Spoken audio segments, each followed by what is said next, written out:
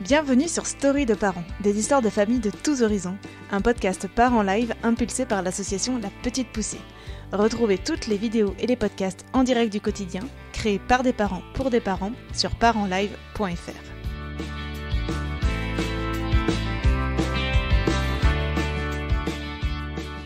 Nawal vit en couple avec Khalil, qui participe à l'exposition La Place des Pères. Ils sont parents de 3 enfants, de 1 an, 3 ans et 5 ans. Nawal s'est arrêtée de travailler à la naissance de sa fille aînée. Au moment de l'interview, elle compte reprendre une activité professionnelle, son mari s'apprêtant à quitter son emploi pour une année sabbatique. Aujourd'hui, elle travaille et c'est Khalil qui assure le quotidien avec les enfants. On l'entendra nous expliquer l'intérêt pour toute la famille d'inverser les rôles et de sortir des stéréotypes de genre. Le couple est dans l'attente d'un départ au Maroc pour quelques mois, dès que la situation sanitaire le permettra. Nawal et Khalil souhaitent faire découvrir à leurs enfants leur culture d'origine. Ils ont également organisé une collecte solidaire pour pouvoir offrir des fournitures scolaires aux écoles qui en auraient besoin. Vous pouvez découvrir leur projet dans l'émission Parents Live numéro 13, Vélo, boulot, marmot, concilier vie professionnelle, vie familiale et le reste. Je rencontre Nawal dans un parc à Vitrolles et je commence par lui demander de m'expliquer son choix de cesser son activité professionnelle au moment de la naissance de ses enfants.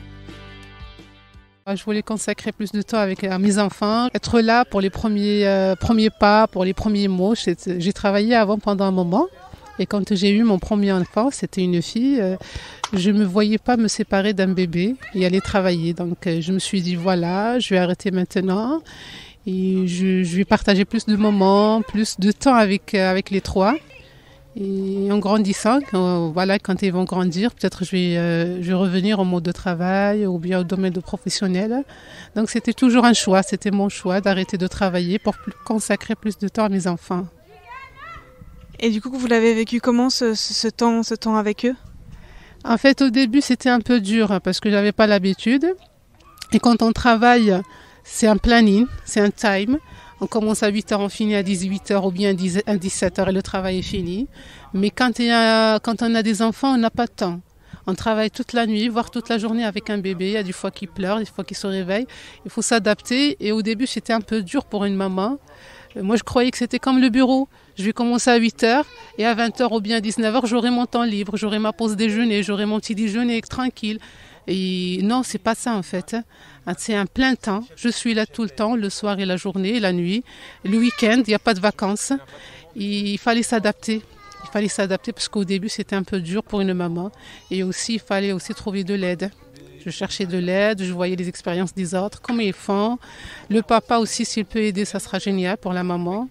Et j'essayais de trouver des professionnels, poser plus de questions pour que je puisse trouver cette joie de maman et ne pas penser que voilà, mon bébé pleure, mon bébé il fait pas ça, mon bébé. Parce que moi je vois à la télé des mamans qui sont contentes d'avoir un bébé. Or c'est pas le cas en fait. Quand on a un bébé, c'est un travail, c'est une charge de plus. On doit être là. Et on n'a pas de temps pour nous en fait autant que maman. Et ça c'était moi au début. Et avec le temps on commence à apprendre. En fait, je dirais, c'est comme le travail. On commence à apprendre jusqu'à ce qu'on arrive à maîtriser les choses. Et ben, c'est pareil pour une maman.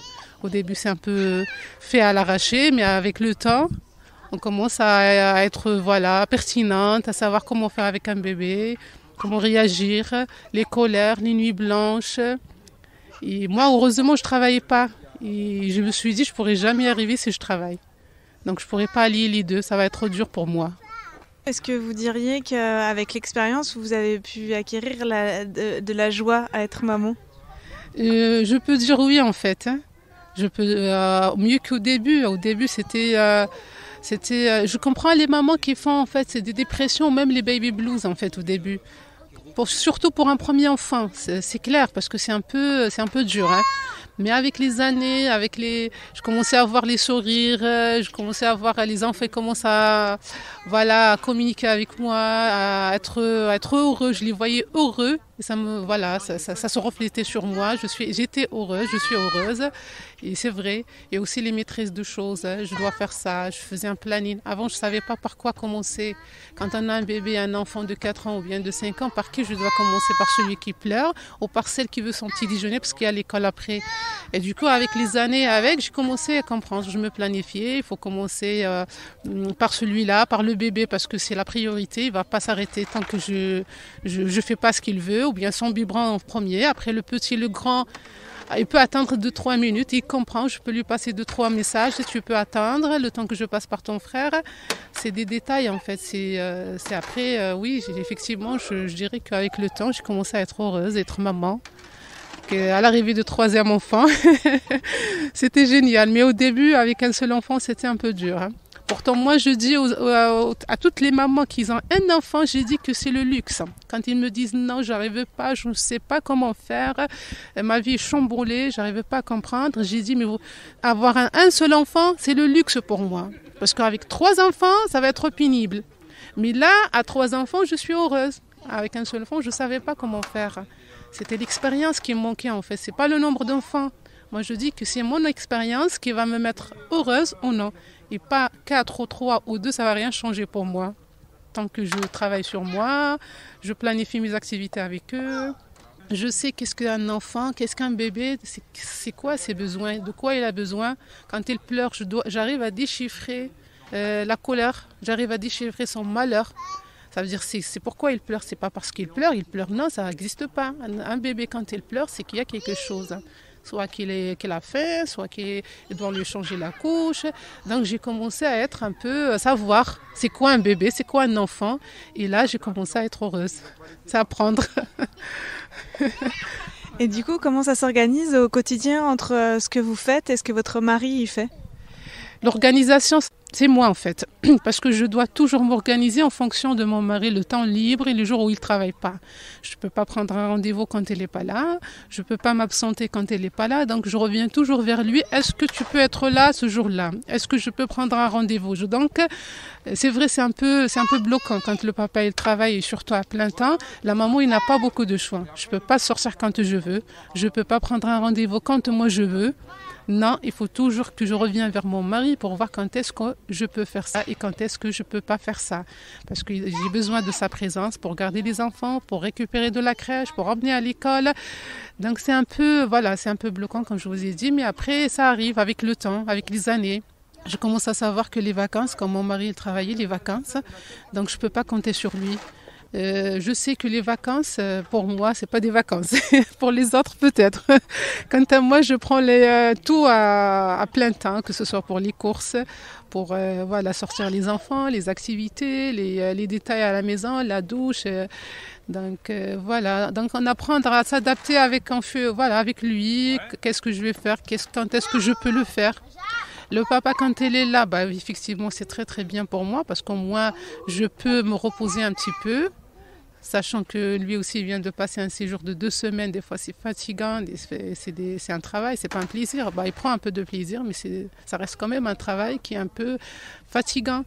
Et du coup, à la maison, on doit lui laisser le temps de se reposer, 2-3 jours, avant qu'on commence à envisager qu'est-ce qu'on va faire ensemble comme famille. Donc on attend toujours le papa qu'il rentre, qu'il se repose d'abord. Bon, moi je comprends ça quand aux enfants, des fois ils ne comprennent pas. Le papa il est là, on va jouer ensemble, on va aller manger dehors, on va sortir. Mais le papa il n'a pas assez d'énergie. Hein. Il a travaillé pendant 1 semaine, des fois il y a des accidents, il arrive avec ses pieds qui s'est fait mal. Donc des fois il n'a pas l'envie de sortir tellement il était pendant 1 semaine dehors. Il a besoin de rester un peu chez lui. Mais les enfants non, ils ont besoin. Le papa il est là, on va sortir. Donc c'était un peu difficile d'allier les deux. Le papa qui travaille, qui revient et après il faut comprendre qu'il doit se reposer. Pour moi je comprends, mais pour les enfants c'était dur de leur faire passer le message que le papa il doit se reposer, après on va sortir. Et c'est toujours comme ça pendant les vacances, pendant des années en fait. Après je dis que c'est gérable, on peut le faire, Quand elle est là, on profite le maximum possible avec les enfants. Quand elle est là, on essaye de se consacrer de temps que pour nous, que pour la petite famille. Et après, si on peut voir effectivement la grande famille, ce sera génial. Et voilà, c'est comme ça que ça se passe. Et du coup, vous le vivez comment que tout ce qui touche à la maison, aux enfants, ce soit vous qui soyez aux manettes et que finalement vous puissiez pas compter sur lui? Et, des fois, c'est frustrant. Parce que effectivement, ça m'est arrivé une fois. Il y avait notre bébé, le dernier, Ismaël, il était malade, il avait la fièvre. Le papa, il n'était pas là. Et moi, j'avais 2 enfants avec moi, c'était les vacances. Il y a aussi dans les circonstances actuellement de Covid-19, on peut pas ramener 3 enfants voir le médecin. Et j'étais mal à l'aise parce que je voulais ramener le dernier quand aux deux autres, je peux pas les ramener. Le dernier, il est malade, il est souffrant. C'est tout ce qui, en fait, moi, tout ce qui court, si tout je peux gérer, il n'y a pas de problème. Mais quand il s'agit de l'un des enfants qui tombe malade, je commence à m'inquiéter comment je vais faire. Après, j'ai appelé le médecin, je me suis arrangée avec lui. Est-ce que je peux venir avec mes 3 enfants? Ça ne vous dérange pas? Effectivement, il a compris la situation. En fait, je dirais que c'est fatigant des fois. Parce que moi, je suis là, je dois gérer le tout. Après, le papa, c'est vrai, quand il est là, il essaye d'anticiper les choses, je peux dire. Avant qu'il parte en séjour ou bien en vacances, ou bien s'il a 3-4 jours d'affilée de travail, on fait une liste de courses, on s'organise le maximum possible pour que j'aurai pas besoin de sortir ou de faire autre chose que garder les enfants et faire des activités avec eux. Le nécessaire pour nous et la priorité, ce sont les enfants. Après, le reste, ça peut attendre. Donc voilà, quand il n'y a pas la farine, c'est pas grave. Moi, je vois, si je peux faire avec autre chose, tant mieux. Le plus important, c'est que les enfants ils sont en bonne santé, qu'ils grandissent, qu'ils sont contents, et voilà. Et après, c'est difficile de gérer les deux. Quand il n'est pas là, c'est difficile aussi pour la maman que pour le papa. J'essaye de ne pas les embêter avec tout ce qui se passe à la maison. Voilà, les incidents qui se passent à la maison, je dis que c'est qu'un détail, ça ne va pas lui importer beaucoup de choses. Il est loin, il ne peut rien faire, donc il vaut mieux que je dise tout va bien. Et quand il rentre, je lui fais le rapport de ce qui s'est passé pendant une semaine d'absence. Ça aussi, c'est fatigant parce que je dois dire tout ce qui s'est passé. Des fois, il y a les enfants qui balancent un incident que moi, carrément, j'ai oublié. Le papa, il me dit, mais comment ça se fait, tu ne m'as pas dit qu'il s'est fait bobo, ou bien il a fait ça. Je dis, mais ça fait une semaine, il y a tas de choses à te raconter, j'ai carrément oublié. Donc voilà, c'est ça le quotidien. Qu'est-ce que vous pensez que les parents ils ont à gagner à essayer que les papas ils s'impliquent un peu plus? Par exemple, vous projetez de reprendre le travail et peut-être que votre mari il puisse être à la maison pendant un certain temps. Qu'est-ce que vous pensez qu'il va y gagner à avoir ce rôle-là auprès des enfants et à être plus proche d'eux? D'abord, c'est par rapport aux enfants. En fait, le gain, moi, je dis, c'est toujours les enfants. Quand le papa il est là, il va passer plus de temps avec eux. Et les enfants, ils ont besoin de ce temps-là parce que depuis des années, ils ont vu que la maman. Ils ont vu toutes les façades de la maman, tous les états d'âme de la maman. Quant au papa, le temps, il était limité, soit qu'il était gentil, soit qu'il était autoritaire. Mais le papa, il reste toujours mystérieux pour lui. C'est le monsieur qui vient le soir, qui part le matin, que quand il est là, on n'a pas le droit de faire quoi que ce soit. Papa, pas de cette façon, mais en quelque sorte qu'on est en règle. Avec la maman, on peut faire des bêtises, ça peut passer, parce que voilà, la maman, c'est la nature de la femme, en fait, je dirais. Mais moi, je dirais le gain, c'est en priorité par rapport aux enfants. Ils ont besoin des deux côtés, que ce soit la maman ou bien le papa, les deux façades. Le papa, avec sa personnalité, avec sa façon de faire, c'est sûr qu'ils vont apprendre des choses. Que pareil avec la maman. La maman, il est gentil, il est douce. Le papa, peut-être qu'il a plus d'activité que la maman, parce qu'à un certain moment, les mamans, ils n'ont pas envie de faire plus que d'activité avec les enfants. Je parle de mon expérience, parce qu'il y a un programme qui m'attend, le faire à manger, le ménage, les tâches ménagères et tout. Du coup, j'essaye de faire le strict minimum avec eux. Quant au papa, je crois peut-être qu'il fera plus d'activités avec eux parce qu'il n'a pas autant de tâches ménagères à faire, qu'il aura plus de temps. Donc, je dirais qu'ils vont gagner le gain, que ce soit pour les enfants ou bien pour les papas en plus. Parce que le papa, il a besoin aussi de passer plus de temps avec ses enfants, de comprendre les enfants que ça marche, comment ça marche. La mentalité de chaque enfant de 5 ans, c'est pas la même chose qu'un enfant de 4 ans, de 3 ans. Aussi, comment répondre à leurs besoins sans les frustrer, sans les vexer. Parce qu'un papa, quand il est là pendant 2 heures, je dirais qu'il va choisir le choix le plus facile à adopter. Je te dis, non, c'est non, je ne vais pas développer plus que là. Mais quand il va passer une journée de 8 heures, de 9 heures avec un enfant, il va essayer d'aller plus loin. Il va essayer de chercher plus comment je vais faire avec cet enfant de 4 ans qui ne sait rien, qui veut rien comprendre. Et je crois qu'il va travailler plus sur lui. Il va travailler plus. Comme il a fait la maman pendant 5 ans sans lui, il ne s'est pas aperçu que la maman, elle a changé au fil des 5 ans. La maman, quand elle avait un enfant, ce n'est pas la maman qu'il a eu quand elle a eu 5 enfants. C'est différent. Il a travaillé sur elle, sur sa façon de faire, sur comment réagir avec les enfants. Quant à lui, il était là. Il était là, il est revenu le soir, tout était comme d'habitude, comme tous les jours. Rien n'a changé. Par contre, pour la maman, beaucoup de choses ont changé. C'est le temps pour le papa de faire pareil. Elle va apprendre beaucoup de choses, elle va passer plus de temps avec ses enfants, essayer de se comprendre. La relation, que ce soit parent, papa ou maman, il doit être tout le temps fusionnel. C'est-à-dire aux premières années, essaye de comprendre ton enfant, essaye d'être là pour lui. Parce qu'à un certain moment, peut-être qu'il va partir, qu'il va grandir. Il n'aura que ça avec lui comme bagage, comme souvenir peut-être. Donc le gars, c'est pour les deux côtés, que ce soit, et pour la maman aussi.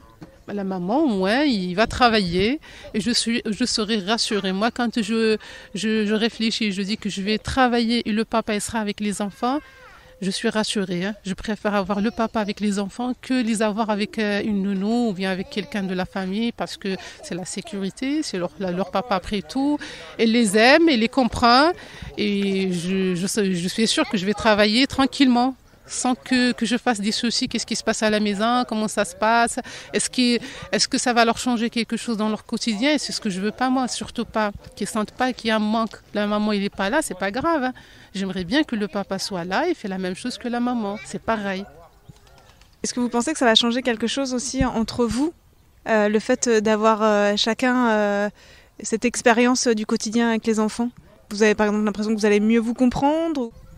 Oui, j'ai déjà pensé à ça en fait, parce que moi, quand le papa il travaille et rentre, je lui dis j'ai fait ça, je suis fatiguée pour lui, je n'ai rien fait. Il ne voit pas mon planning, il ne voit pas le programme. Et quand j'ai pensé à travailler, le papa il va rester avec les enfants, je me suis dit enfin il va comprendre ce que je passais, ce que je faisais. Là, il va être toute la journée, il va vivre les journées de maman. Il va comprendre qu'une maman ne reste pas devant la télé 24 heures sur 24. Même quand tu rentres, tu la trouves devant son film. C'était pas comme ça toute la journée, non. La journée, c'était une journée chargée pour elle. Mais des fois, on n'arrive pas à mieux s'exprimer, à expliquer comment c'était la journée. Je ne vais pas lui dire, j'ai fait la vaisselle, je fais ça, je fais ceci. Pour lui, c'est des choses évidentes. On le fait et c'est facile à faire. Parce qu'il ne les a pas fait, il ne les a pas vécues. Donc là, c'est le moment. Je dirais, c'est vrai, on va se comprendre. Lui, il va me comprendre surtout parce que moi, j'ai toujours compris son travail, ses absences, le temps qu'il n'est pas là avec ses enfants. Je respecte son travail, je respecte sa façon de vivre. Après tout, je dis que c'est pour la famille. Mais moi, je ne le voyais pas me comprendre sur toute la ligne. Et je me suis dit, oui, là, c'est le moment. Il va comprendre qu'est-ce qu'une maman à la maison qui sent qu'est-ce que je dois faire, comment je dois faire et qu'est-ce qu'elle fait, qui sent la journée d'une maman, c'est quoi exactement. Une maman qui ne travaille pas, parce que celle qui travaille, c'est autre chose. Je ne l'ai pas encore vécu, mais j'attends pour voir. Donc oui, ça va changer beaucoup de choses entre nous. On va se comprendre mieux. Voilà. Est-ce que vous pensez que c'est important que les papas ils prennent justement ce temps d'être présents en famille et de s'impliquer? Oui, je vois que c'est très très important, c'est pour l'équilibre des enfants après tout et c'est aussi pour le couple avant tout. Un papa absent, je ne vois pas comment les enfants ils vont le voir ou bien comment ils vont garder l'image d'un papa absent. Un papa absent, c'est qu'il il n'est pas là. Et l'enfant aussi, il va grandir comme quoi que le papa, il n'est pas là. Moi, c'est très très important qu'il soit là, qu'il soit avec ses enfants. Et je le laisse faire avec les enfants, même si je ne suis pas d'accord. Mais après, on en discute, pas devant les enfants. Et un couple, c'est un papa et c'est une maman. Et quand le papa il parle, moi j'ai pas le droit de l'interrompre quoi qu'il arrive. S'il est correct ou bien si la situation il s'avère que c'est compliqué entre les deux, parce que des fois ça passe pas entre le papa et les enfants, étant donné qu'il n'est pas là, ou bien il n'a pas compris la situation, ou bien il veut raccourcir la conversation, donc il bloque tout, et d'un coup l'enfant il va pas comprendre et commence à faire des caprices et tout. Ah ben je peux intervenir, mais dans les limites après tout. Donc je dis oui, c'est très très très important. Et aussi pour la maman, pour se reposer un petit peu. Le papa est là, il peut prendre la relève. La maman, entre-temps, il peut faire des choses qui lui plaisent. Un café entre amis, un film en tranquillité, ça fait plaisir pour reprendre la vie, pour y aller devant, pour aussi avoir de l'énergie positive. Je dirais que c'est bien pour les enfants, pour la maman. Je dirais que aussi pour le papa, parce qu'il a besoin de ce contact, de rester à côté de ses enfants, de mieux comprendre les enfants, de vivre le rôle de papa. Papa, c'est pas juste un surnom ou un titre. Le papa, c'est un papa qui doit s'impliquer dans les activités, les emmener au médecin, faire les choses, les détails avec eux, même la douche. Moi, mon mari, il était toujours là, que ce soit pour les détails ou pour les grandes choses. Même pour les couches, il a changé à plusieurs reprises les couches aux enfants. Les médecins, je comptais sur lui par rapport aux médecins, parce que quand on avait 3 enfants, on ne peut pas y aller avec toute la famille. Donc, je lui ai donné le bébé de 40 jours, de 35 jours pour y aller, parce que mon fils, il avait la fièvre, je me rappelle, à 45 jours de vie, et je ne pouvais pas y aller avec lui. Et, étant donné qu'on a 2 enfants, ça m'a attristée parce que c'est un bébé, pour moi je ne dois pas me séparer, mais je faisais confiance à mon mari. Je me suis dit il va l'emmener, il va prendre soin de lui, j'en ai pas à m'inquiéter. C'était dur aussi, mais le papa il a besoin de ça. Même si je vois le bébé fragile, il doit rester avec moi, mais ça reste son enfant lui aussi. Donc c'est un bien pour tout le monde, c'est un bien pour le papa, pour la femme, pour les enfants, et ça crée l'équilibre, ça crée une famille, que chacun sait ce qu'il doit faire. Et c'est le papa ici, la maman, et les enfants, quand ils voient que c'est, on dirait, l'harmonie entre les couples, entre le papa et la maman, je crois que ça va être bien pour eux-mêmes dans leur façon de voir les choses, à l'école, pour l'apprentissage. On aura toujours des blocages avec les enfants. Mais ça vient de ça en fait. Quand un enfant il a des difficultés à l'école, ou bien au collège, ou bien au lycée, moi je disais toujours il faut voir l'historique, revenir un petit peu en arrière, voir les papas et les mamans. Est-ce que c'est la maman qui fait tout? Est-ce que le papa il est là? Est-ce que le papa il est là quand il veut? C'est-à-dire 2-3 jours et après, ça y est, je pars, je travaille. Et tout ça crie, ou bien on dirait ça laisse. Ça laisse les traces, ça laisse dans la vie de l'enfant, ça impacte tous ces enfants qui sont en bas âge, 4, 5 ans, 6 ans. Ils sont petits, mais ils comprennent tout. Et les discussions entre les parents, les malentendus, même s'ils te voient comme ça, peut-être qu'ils ne comprennent pas, mais ils enregistrent. À un certain moment, ils vont analyser. Au bout de 5 ans, moi je dis 5 ans, ils te voient, mais ils ne comprennent pas la situation, qu'est-ce qui se passe. Mais après, ils gardent cette situation dans sa tête. Et à un certain moment, 7 ans, 8 ans, 9 ans, peut-être qu'il va commencer à analyser parce qu'ils ont enregistré tout. Je dirais oui, le papa, il doit s'impliquer, il doit être là. La maman, c'est pas la maman de faire tout. C'est pas son rôle, après tout. C'est un couple. On a fait une famille à 2, on reste 2 et on fait jusqu'au bout 2 avec les enfants. À votre avis, pourquoi dans la réalité, il y a autant de différences dans l'implication des pères et des mères? Est-ce que c'est juste par rapport au travail, ou est-ce que c'est, à votre avis, plus difficile pour certains hommes de s'impliquer dans les tâches ménagères, dans l'éducation des enfants et dans ce que vous disiez des détails, mais qui en fait font la vie de tous les jours quand on est parent? Je dirais par rapport à l'éducation aussi, Il y a des papas qui étaient éduqués d'une façon différente. Le papa, ou bien c'est l'homme de la maison, c'est lui qui mène tout à la maison. Donc, dans sa façon de voir les choses, il n'a pas le droit de faire des tâches ménagères. Parce que la maman, il ne fait rien, il ne travaille pas, c'est son rôle. Pour lui, dans sa tête, c'est le rôle de la maman. Et ça, d'un côté, moi je dirais, la plupart, c'est l'éducation. Quand on est jeune, on est à la maison, on doit tous faire de la même façon. Que ce soit garçon ou fille, ils doivent s'impliquer. Mais il y a des hommes qui n'étaient pas éduqués de cette façon. Donc pour lui, un homme, il doit pas faire les tâches ménagères, il doit pas faire la douche des enfants. C'est la maman qui fait ça. C'est pas son rôle. En fait, il y en a même qui voient que ça, le fait de faire ça, c'est ravissant par rapport à lui. Ça le rabaisse.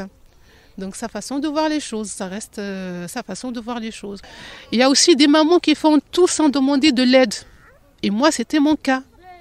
C'est pas que le papa, il aime bien aider, mais il a besoin qu'on lui demande. Et moi, je dis, c'est pas la peine, il va pas comprendre. Ou bien il va pas le faire à la façon que moi, je vais le faire, de la même manière. Et c'était faux. Il fallait demander de l'aide. Le papa, il est là, on voit qu'il est réactif, que si je lui demande, il ne va pas me dire non. Il faut oser dire, est-ce que tu peux faire ça avec moi? Est-ce que même s'il ne le fait pas de la même façon que j'attends, c'est pas grave. Il va apprendre, il va s'améliorer avec le temps, il va le faire, il va me regarder comment je le fais moi, une fois, deux fois. Et ben c'est un papa, il apprend vite. Donc ça dépend en fait. Il y a tas de situations, je peux dire. Il faut communiquer avec le papa, il faut faire ça, on s'arrange par rapport à ça. Et les papas qui ont reçu une éducation par rapport au père qui ne doit pas faire, c'est lui l'homme de la maison, c'est lui qui ramène les sous. Moi, je vois ça, on l'a vécu pendant les années 60, je crois, hein, les années 50.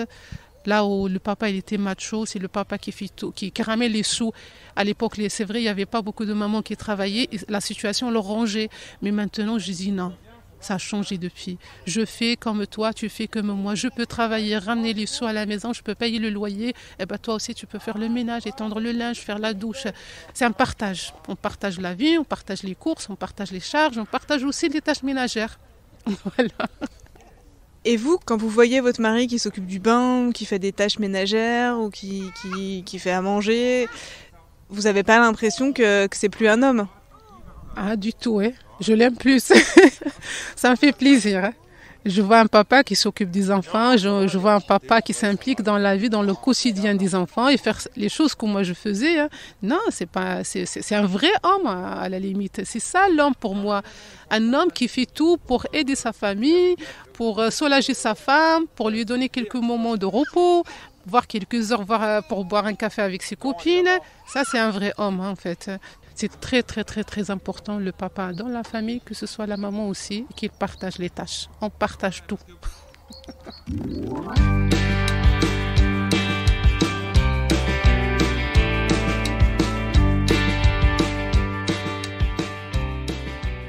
Que vous soyez père, beau-père, grand-père, mais aussi mère, enfant, ado ou jeune adulte, n'hésitez pas à livrer vous aussi votre témoignage autour de la paternité sur parentslive.fr.